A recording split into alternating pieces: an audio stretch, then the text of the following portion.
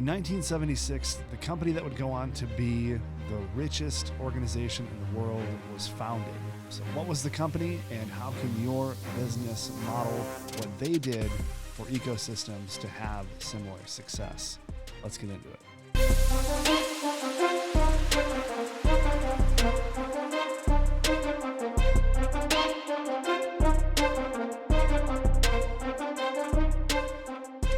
What's happening, everyone? Welcome back for another episode of Theory of Why. This is Rob Johnson. So on today's episode, I want to talk about my favorite company in existence, and that is Apple. So Apple started in 1976, and one of the reasons I like Apple so much is their story has been so fascinating for me because there's been so many highs and lows and changes, and it's been such a tremendous case study. And granted, you know, they're worth over $2 trillion today for their market cap.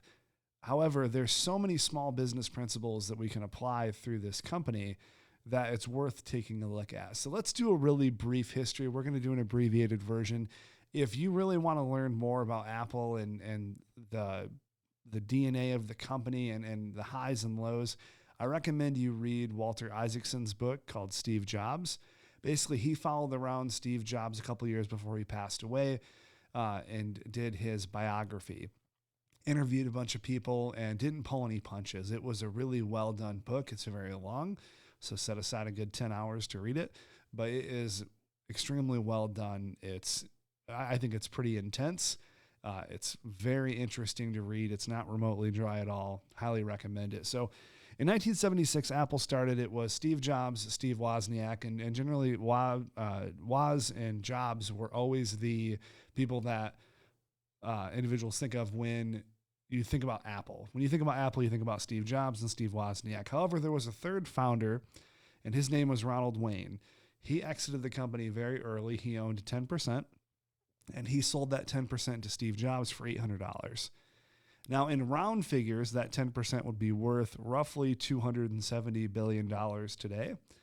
However, he decided to leave the company early and go on and have other pursuits. But nothing that he did came close to equaling what Jobs and Wozniak ended up doing. So as Apple progressed, they had the Apple I and then the Apple II. And the Apple II was really the computer that exploded the company. It kind of got them on the map, and it allowed them to have capital to explore other projects like the Lisa and the Macintosh that weren't nearly as successful.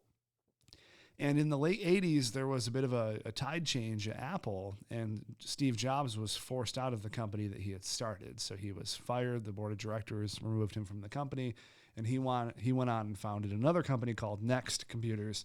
And Next essentially took there was really nothing fantastic about the company other than just the story of how it was created. One anecdote I really like was that Steve Jobs paid this guy $100,000 to design the logo for the company, really before there was much direction for the company to begin with. So I always thought that was really interesting that even when Jobs wasn't at Apple, his standards of creating things and doing things that people hadn't done before always maintained in his business acumen. So Jobs was gone from the company, and then in the mid to late 90s, after he went on and had a tremendous founding role in Pixar, he came back to Apple and was instituted as the CEO. And one of the first things that he did was he took his ideas for the Lisa, which was an earlier computer in the early 1980s, and the Macintosh, and he developed a new computer that people had never seen before. It was truly a first of its kind. It was called the iMac. And that exploded Apple yet again, because when Jobs came back to the company, the Apple was very close to closing their doors. They were teetering on bankruptcy and being insolvent, and he ended up coming back in and taking the company to a new level with products like the iMac and then the iPod. And there was just so much innovation that came out of Apple in the late 90s and early 2000s. All of that work that was demonstrably profitable went into the research and development for tools that would take the company to yet another level. And these are devices like the iPhone and the iPad. And then they kept making mobile laptops. So you have your MacBook, and really just the innovation of Apple from that point on was next level. No computer company could rival their hardware or software. And the nice thing about Apple is they always kept those components together. Something that people don't realize, and maybe you know it and it's just not really at the top of your mind, but when you get a laptop from Dell, Dell makes the hardware and they get the software from Windows. So then it's Dell's job to make sure that the software from Windows works well with the hardware components that they've built, and they put it all together. So it's taking two different companies and putting all of that together so the hardware and software work together in harmony.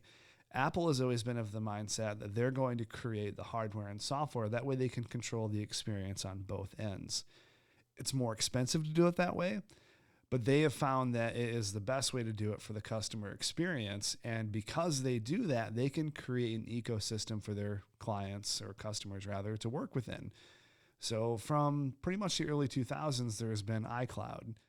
And iCloud and Apple ID, these have been the tools that consumers have used to control their Apple account. And all of that is integrated into the software for the company, which provides a really unique experience that doesn't force them to go outside of that bubble. And this is where I want to take our first stop in talking about how this relates to small businesses, because when you look at what Apple's done with their ecosystem, they've created an environment that people don't need to go outside of it to get new things, right? So if you need a laptop, you have a MacBook. If you need a more of a mobile device to do some computing that is bigger than an iPhone but not as much computing power as a MacBook, you can get an iPad. And if you need, peripherals to hear, you have AirPods or Apple headphones or the AirPods Max. So they've developed an ecosystem both on the hardware and software front that makes it really easy for people to integrate all of these things together. So for example, if I want to take a phone call on my Apple Watch and then go over to my AirPods, I can flip that over on my watch. And then if I go to my phone and pick it up, I can take the call and move it over to my iPhone, all in one really easy gesture. And that's difficult to do, and you can't do it on other platforms because the hardware and software are controlled by different vendors. So there's not a lot of talk between the devices. Now, for small businesses, where this comes into play is when you create a business, your goal is to make sure that your customer doesn't need to go elsewhere to get services. And this is where balance really comes into play. So let's say, for an example, you're a remodeling company, right? And as the company continues to grow, there's a lot of aspects to remodeling that you need to consider. There's the design, there's selections, there's the demolition, there's the framing, and then there's the actual reconstruction period where all of the design work and selections go into play and you actually finish the remodel.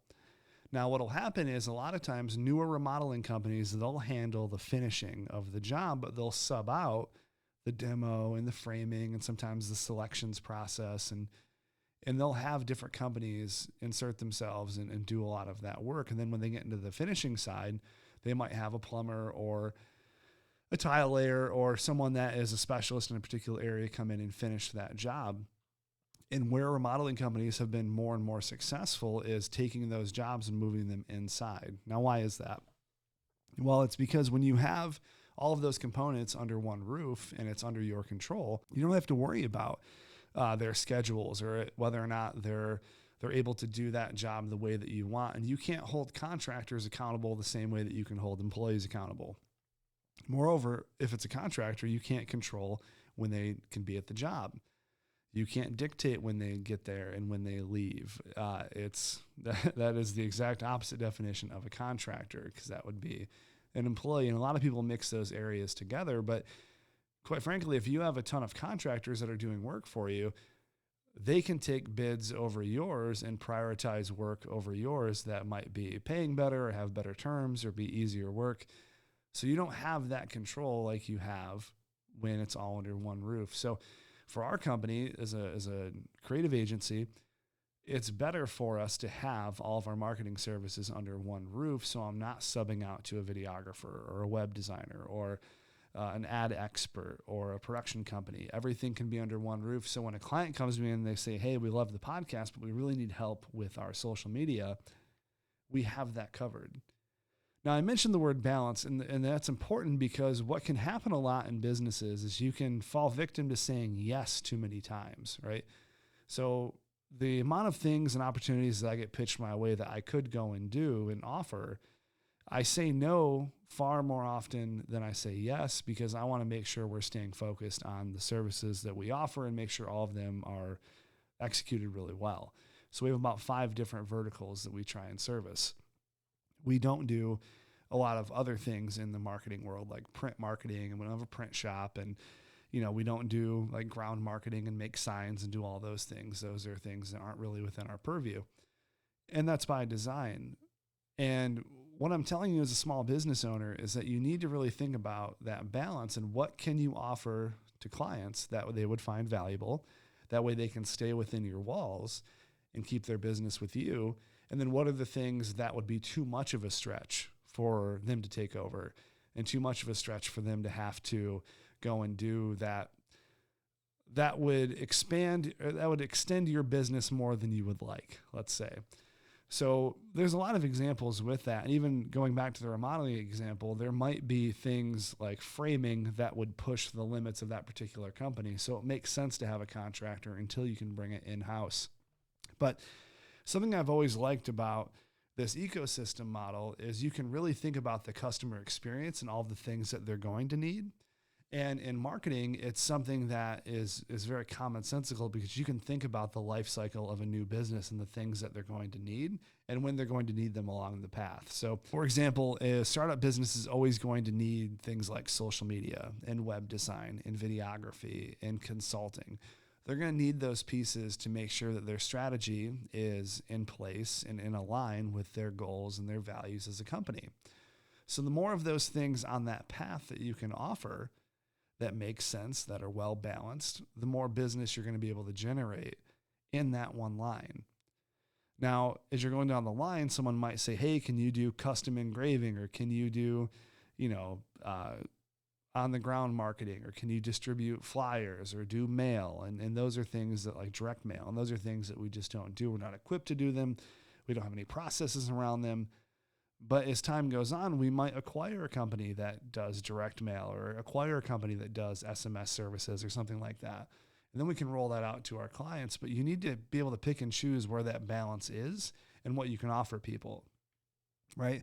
So when you look at Apple, there's a lot of things that Apple doesn't do that Google does, right?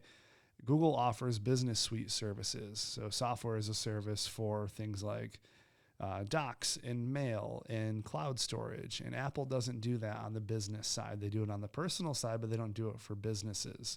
So that's something that they haven't grafted in and offered to small businesses or medium level businesses. They've stuck more on the consumer route. Now, does that mean down the road, Apple might not roll out a business suite? I'm absolutely certain they're going to roll out a business suite in the next 5 years. But Google, for now, is the place that does that, and Microsoft does it as well. But you can't be everything to everybody, and you need to understand what that balance is, where your limitations are, and what type of ecosystem that you want to build for your business. You never want to be a one-trick pony. You never want to be able to just do one thing. You need to be able to diversify your offerings as a business, and we learned that really well through COVID, as we were primarily social media and consulting, and then as COVID hit, the recession started to tank a lot of small businesses that couldn't afford social media, but they did need web services. They did need online marketing. So we were able to transition into that. And we did far more websites in 2020 than we did the year before. And that is one of the reasons why diversification is so important, because as the market changes, as the economy starts to shift, you need to make sure that you have different arrows in your quiver for your business, so to speak, that you can pull and use when those times hit. And if there's one piece of encouragement I can give you through this, is that that's very much a learning game. You're going to learn these things as you go. It's just always important to keep an eye out and keep your mindset in a place where you're okay with pivoting and changing very quickly. You're okay with modifying what you're doing as a company, and you're not just so set in your ways that we're only going to do this one thing, or we're only going to offer this one thing to clients, when you may very well have the structure in place to do more if you were to pursue it. So Apple, as it stands today, is worth about $2.7 trillion. And it's interesting that when you think about 25 years ago, they were on the verge of bankruptcy and collapsing. And what really changed their company was having a mindset towards the future. What are people going to need? And I've always said, like, I'm not particularly interested in doing things that people are asking for. I want to show people things that they don't know they need yet. And when you do that, you're able to create a new segment in the market and build excitement around something that does take some education. But once people understand the value of it, they're going to be much more involved and invested in wanting to be a part of that. And that's why Apple has routinely showed people products and software tools and utilities that people didn't really know they need, or they didn't understand the value it would have in their lives until it was demonstrated to them. And then once it was demonstrated, that's something that they always wanted to continue to come back for.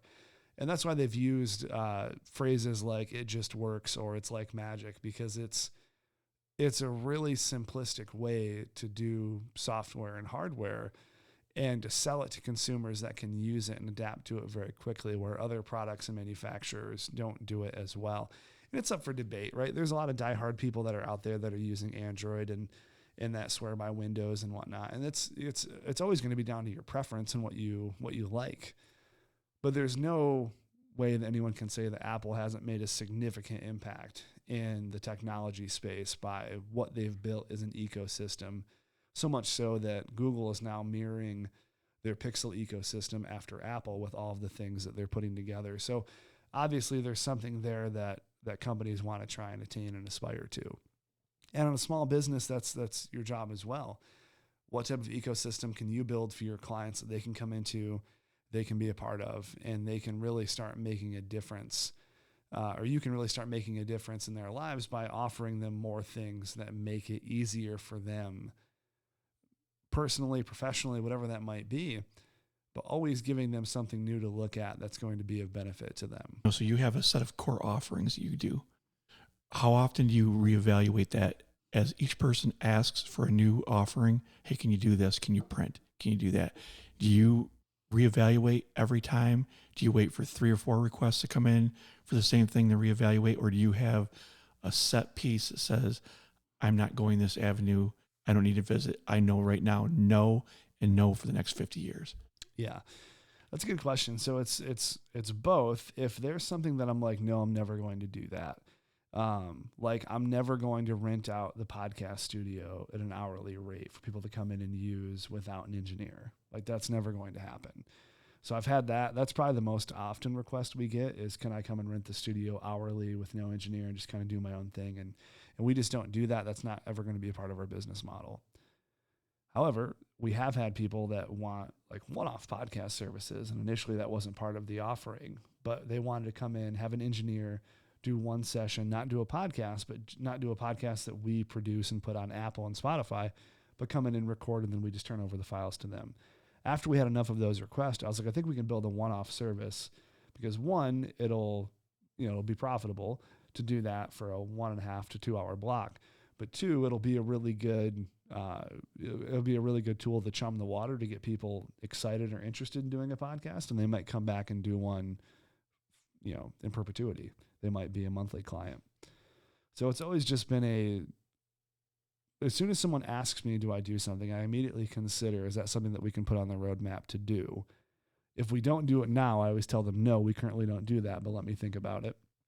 Because you never want to just say, yes, oh, we absolutely do that, and then not have any infrastructure or anything to do it, because you're going to look foolish. But as soon as someone asks me, do we do it, I always consider it. And if it's like the hourly rental thing that I've already considered, I'll just tell them, no, that's not on the roadmap.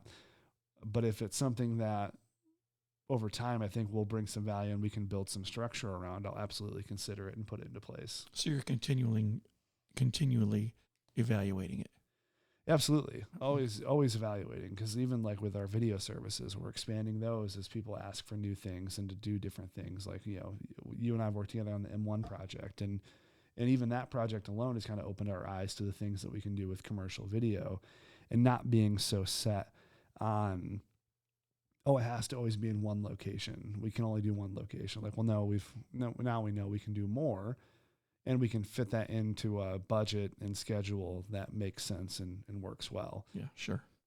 All right. Thanks. Absolutely. That's a really good lesson in being open to change. If you're, and we've talked about this on the show before, but if you're always in the spot where I'm not going to change, I'm always going to do the exact same thing, but there's different indicators in the marketplace that are telling you need to shift, that's a really good sign that you're either going to stay the exact same size that you've always been, or your business isn't going to be around very long.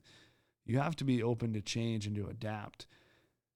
And it's also not just changing because one person told you something, right?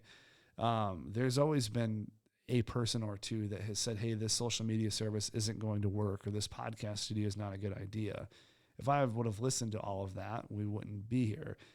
So you have to be able to filter good ideas and bad ideas and thoughtful requests from requests that are just made out of spite or jealousy or frustration or whatever that might be. But you have to have a really good filter for those things.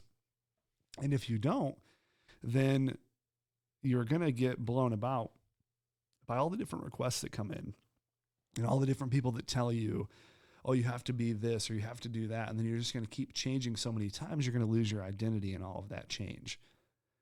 So there's no simple answer. Anyone that tells you, oh, here's the exact way to grow a business or the exact way to scale a business and it'll work every time for every person, that's just not true.